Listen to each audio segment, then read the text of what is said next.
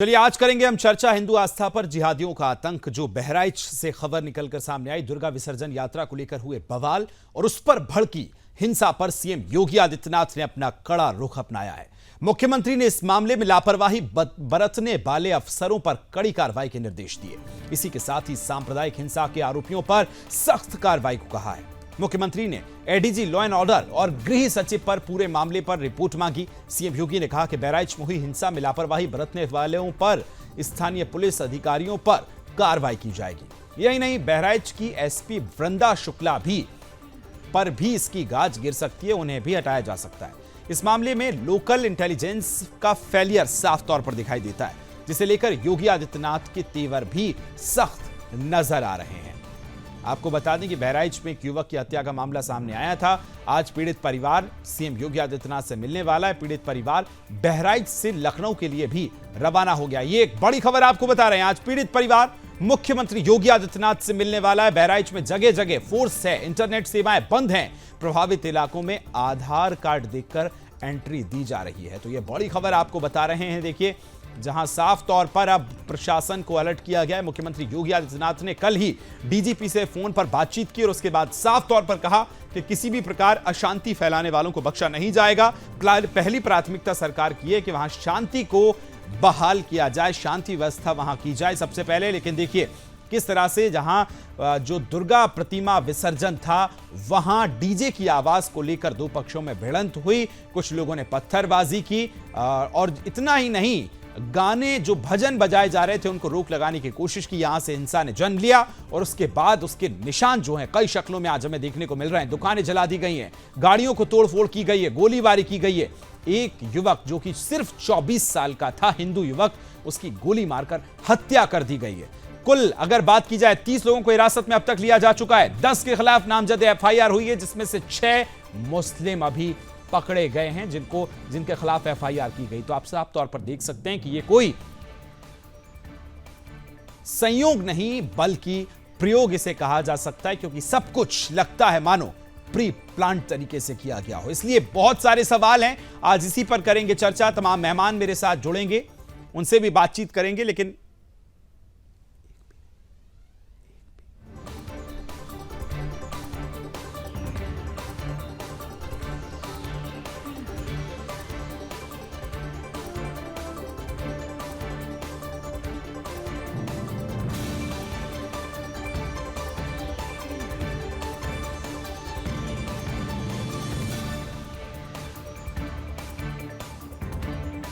लखनऊ के लिए रवाना हुआ है। मुख्यमंत्री योगी आदित्यनाथ से आज वो मुलाकात करेगा। मुख्यमंत्री ने कल डीजीपी से फोन पर बात की है और संभवतः आज शाम तक मुख्यमंत्री कुछ बड़ा निर्णय भी ले सकते हैं। लेकिन लोगों में आक्रोश है, क्योंकि अगर हिंदू संगठनों ने जो दुर्गा प्रतिमा विसर्जन पर यात्रा निकाली उस पर ना सिर्फ पथराव हुआ बल्कि उस पर गोलीबारी भी चलाई गई है। दर्शकों, आप समझ सकते हैं, पत्थरबाजी तक तो यहां तक बातें आपने पहले भी देखी हैं, खबरें देखी हैं, लेकिन ये तस्वीरें दिखाती हैं कि किस तरह से इस पूरी शोभा यात्रा को प्रभावित करने की कोशिश थी, सामाजिक सौहार्द को बिगाड़ने की कोशिश की गई। और उसी के चलते, उसी के जो निशान हैं, इस दर्द से, इस हिंसा से उपजे दर्द के निशान कई शक्लों में आज आप बहराइच के अंदर देख रहे हैं। और इसकी तस्वीरें भी हम आपको दिखा रहे हैं कि किस तरह से पत्थरबाजी की गई है। प्री प्लान तरीके से सब कुछ पहले से प्लान था, उसके बाद ये किया गया है। हालांकि देखिए, लोगों में आक्रोश है, क्योंकि जिस तरह से कल शव घर पहुंचा तो पीड़ित परिवार के लोगों के साथ बड़ी संख्या में हिंदू संगठन के लोग, हिंदू समाज के लोग इकट्ठे हुए, क्योंकि इस तरह से गोली मार देना कतई बर्दाश्त नहीं किया जाएगा। लोगों ने भी यही कहा और उसके बाद आक्रोश भी देखने को मिला है। ये तस्वीरें हम आपको दिखा रहे हैं। मैं चाहूंगा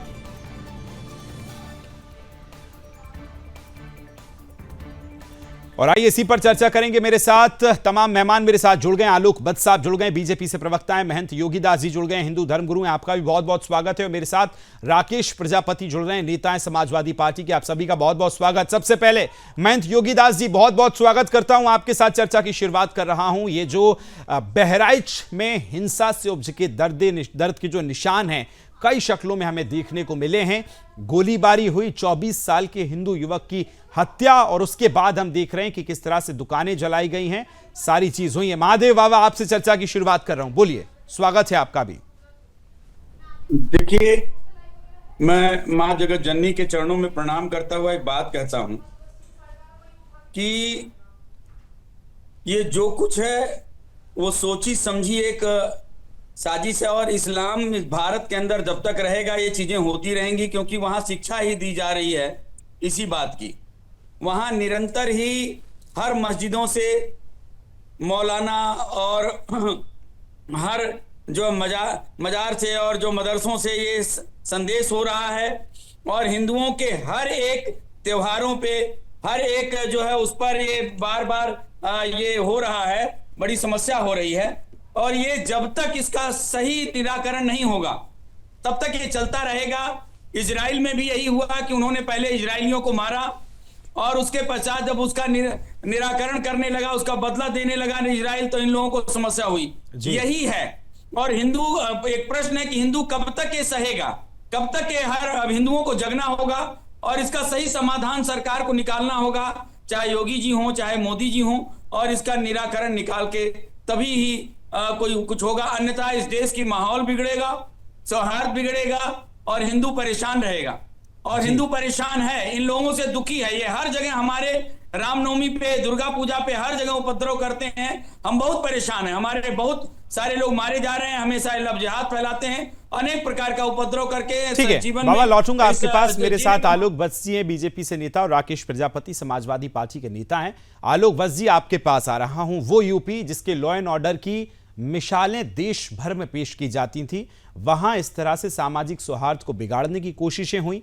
पत्थरबाजी तक ठीक था, गोलियां चली, 20 से ज्यादा राउंड की फायरिंग हुई, एक 24 साल के युवा की हत्या कर दी गई है।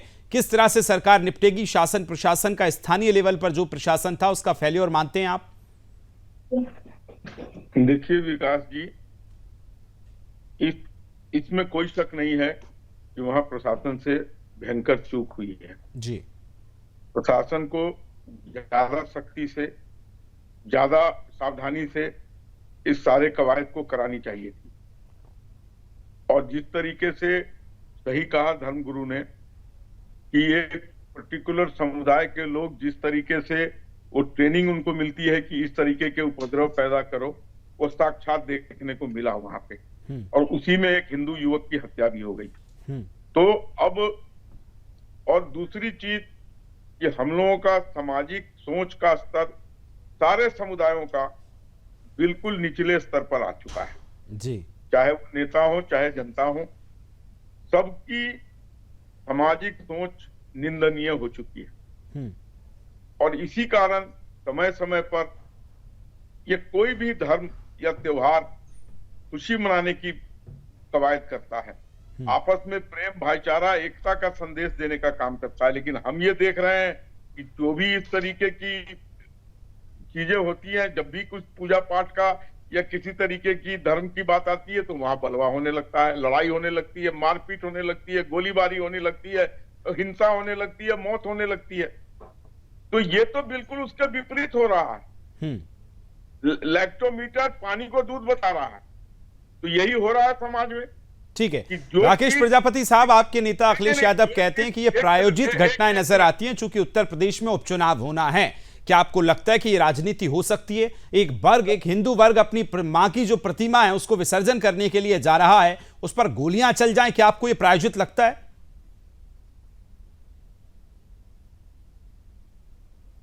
सर आपकी आवाज नहीं आ रही, आई थिंक आप म्यूट हैं, प्लीज अनम्यूट कर लीजिए।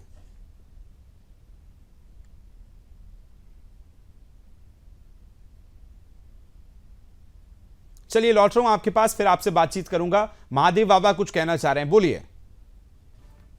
देखिए 1947 में जिन्ना ने एक बात कहा था कि हमारा कल्चर अलग है, खान पान अलग है, हमारा रहन सहन अलग है, हमारा धर्म अलग है और हम हिंदुओं के साथ नहीं रह पाएंगे। उसी आधार पे उनको दो देश दिए गए, बाद में पहले पाकिस्तान दिया गया, बाद में बांग्लादेश मिल गया। दोनों में शरिया कानून चालू है और इस्लामिक रिपब्लिक है। वास्तव में सच ये है, इस्लाम और मुसलमान जब तक इस देश में रहेंगे इस प्रकार की घटनाएं होती रहेंगी, क्योंकि इनके इस्लामिक स्कॉलर जाकिर नायक और बहुत सारे जो विद्वान हैं इनके, वो यही बात कहते हैं कि अल्लाह ताला काफिरों को पसंद नहीं करता, अल्लाह ताला काफिरों को मारने की बात कहता है। यहां तक कि कुरान में उन्होंने एक दिन बात कहा था कि जब तक एक भी काफिर है तब तक जिहाद चलता रहेगा। यानी कि हिंदू काफिर है और इनका जिहाद चलता रहेगा, तब तो समस्या बनी रहेगी। और यही कुछ हो रहा है हमारे देश के अंदर, यही समस्या हो रही है हमारे देश के अंदर। और लेकर केरल से लेकर कन्याकुमारी, मतलब कश्मीर से लेकर कन्याकुमारी तक ये निरंतर हर रामनवमी पे, हर दुर्गा पूजा पे, हर जन्माष्टमी पे पत्थरबाजी, बिल्कुल गोलीबाजी, महाराज जी आप सही कह रहे हैं, बिल्कुल सही कह रहे हैं कि भाई किसी को क्यों दिक्कत होना चाहिए। लेकिन मेरा सवाल आपसे ये भी है, मतलब ये हम भी बैठेंगे, आप भी बैठेंगे, लेकिन इसका हल निकलेगा नहीं, रोज ये होगा, क्योंकि अब इसका समुचित समाधान सरकार को करना पड़ेगा, ये होगा रोज। बेशक बेशक ऐसी चीजों पर इन इरादों को नेस्तनाबूद करने की बहुत जरूरत है, ताकि इस तरह के जो इस हिंसा से उपजे दर्द के निशान है वो इस शक्लों में तो कम से कम ना देखने को। चर्चा लगातार जारी है बहराइच वाली खबर पर ही। तमाम मेहमान मेरे साथ जुड़े। अब सीधा राकेश प्रजापति जी आपके पास आ रहा हूं। मैं आपसे ये पूछता हूं, आपके नेता कहते हैं, उनका बयान सामने आया कि ये प्रायोजित घटना नजर आती है क्योंकि उत्तर प्रदेश में उपचुनाव है। क्या आपको लगता है कि एक हिंदू वर्ग जो अपनी मां दुर्गा मां की प्रतिमा को विसर्जित करने के लिए जा रहा था, उसमें इस तरह से पत्थरबाजी होना, गोली चलना, एक 24 साल के हिंदू युवक की हत्या हो जाना, आपको अभी भी प्रायोजित लगता है? देखिए, राष्ट्रीय अध्यक्ष जी ने प्रायोजित नहीं कहा था, ठीक है ना। उस तरीके से उस को तोड़ मरोड़ करके बयान को प्रदर्शित किया जा रहा है। मैं सीधा सीधा ये कह रहा हूं, जिस तरीके से मैं बीजेपी प्रवक्ता को सुन रहा था, ठीक वही विचार मेरा भी है कि आखिर इस तरीके की जितनी भी यात्राएं होती हैं, इन यात्राओं में भड़काऊ गाने क्यों चलाए जाते हैं। दोनों ही तरफ से ये गलतियां हो रही हैं। मैं आपसे ये बताना चाह रहा हूँ, चाहे वो हिंदू सही, चाहे मुस्लिम सही, चाहे सिखों में इस तरीके से ज्यादा नहीं होता, बाकी धर्मों में नहीं होता, लेकिन हिंदू और मुस्लिम में, दोनों ही धर्मों में ये होता है। जब मंदिर आएगा तो मुस्लिम द्वारा वहां पर जो है तरह तरह के गाने चलाए जाएंगे, जब मस्जिद होगी तो हिंदुओं द्वारा इस तरीके तरह तरह के गाने चलाए जाएंगे। नहीं, कौन से भड़काऊ गाने चलाए गए? क्या आपको ये पता है कि हिंसा क्यों भड़की है? नहीं, बिल्कुल बिल्कुल, देखिए निश्चित रूप से नहीं, आज आप मुझे बताइए क्यों भड़की है हिंसा, जरा क्या डीप है इसका? विकास जी, आज अगर आप किसी भी धार्मिक यात्रा को देखते होंगे तो निश्चित रूप से आप देखते होंगे किस तरीके के गाने बजते हैं। सबसे पहले सरकार को जितनी भी ये धार्मिक यात्राएं, नहीं देखिए, मुझे लगता है राकेश जी फिर आप दूसरी बात कर रहे हैं। आप एक तरफ कह रहे हैं कि मतलब उस वर्ग को आप जिम्मेदार ठहरा रहे हैं कि उन्होंने गाने जो हैं भड़काऊ चलाए गए हैं। भाई आपने ये नहीं देखा, वहां स्थानीय जो हमारे रिपोर्टर्स है वो ये खबर दे रहे हैं कि एक वर्ग यानी दूसरे वर्ग के जो लोग थे उनको इतनी आपत्ति थी, उन्होंने कहा कि गाने बंद कीजिए। नहीं किए गए तो गाड़ी में जाके पेन ड्राइव निकाल दी गई है जिस गाड़ी में ये गाने बजाए जा रहे थे। उसके बाद हिंसा हुई है और आपके नेता कहते हैं कि संवेदनशील इलाका था। भाई जहां अगर हिंदू अल्पसंख्यक होगा, जहां मुस्लिम बहुसंख्यक होगा, तो क्या वो संवेदनशील इलाका हो जाएगा? फिर वहां हिंदुओं को जाने का अधिकार नहीं है क्या? ऐसी जगह पर शासन ने अनुमति क्यों दी? शासन की पूरी तरीके से फेल्योर है, नहीं पूरी तरीके से। क्या संवेदनशील इलाका क्या होता है मुझे बताइए? अगर वहां शासन प्रशासन अनुमति नहीं देगा तो क्या वह हिंदू नहीं जाएंगे? कल वहां कह दिया जाए राकेश प्रजापति साहब को जाने की अनुमति नहीं है क्योंकि वो संवेदनशील इलाका है।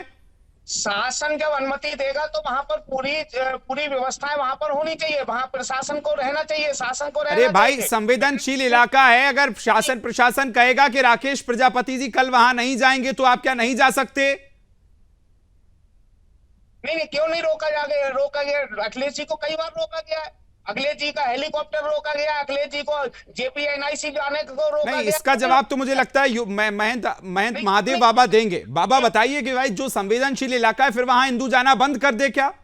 विकास जी मैं जो बात कहना चाह रहा हूँ उस बात को समझिए, ठीक है। सीधी सी बात यह है कि इस तरीके से नहीं, देखिए आप बात ठीक कह रहे होंगे राकेश जी, मुझे उससे आपत्ति नहीं है, लेकिन आपने शुरू किया उन गानों को लेकर जो वहां बजे थे। आपको यह कहना चाहिए था सबसे पहले कि जिन लोगों ने पथराव किया वो कतई सही नहीं है। जिन 10 लोगों के खिलाफ FIR हुई है उन लोगों के लिए आपने कुछ नहीं बोला है। एक बात बताइए। देखिए, एक बात मैं कहूँ विकास जी, जब ये राकेश प्रजापति अभी कह रहे थे कि संवेदनशील, सबसे बड़ी बात है भारत हिंदुओं को मिला धर्म और जाति के नाम पे, और आज जब कोई जगह जो है हिंदू अल्पसंख्यक हो जाता है, हिंदू के त्योहारों को मनाने को मना कर दिया जाता है। तो ये कह रहे हैं कि दोनों तरफ से होता है, जबकि किसी भी ईद पे, बकरीद पे और किसी भी मुहर्रम पे कभी भी हिंदू ने पत्थरबाजी नहीं की, किसी भी इनके मुस्लिमों के किसी भी त्योहार पे कोई भी उपद्रव नहीं किया। लेकिन हिंदुओं के हर त्योहार पे मुस्लिम उपद्रव करते हैं। और ये राकेश प्रजापति झूठ बोल रहे हैं, जो है ये कह रहे हैं कि मतलब वो दोनों तरफ से होता। बिल्कुल नहीं, हिंदू कहीं नहीं, हम अपने लोगों को कभी भी हिंसा नहीं सिखाते जी, लेकिन बताइए। मुस्लिम समाज, ठीक है, मुस्लिम राकेश मौलाना प्रजापति ये बोलिए। हमेशा हिंसा सिखाते हैं और इसलिए इस बात का निराकरण होना चाहिए। हर बार हिंदू नहीं सहेगा। और ठीक कोई है, महादेव बाबा संवेदनशील लौट रहा हूं मैं हमारे आपके नाम पास। की कमाई बोलिए की बोलिए कोई राकेश कोई प्रजापति चीज बोलिए।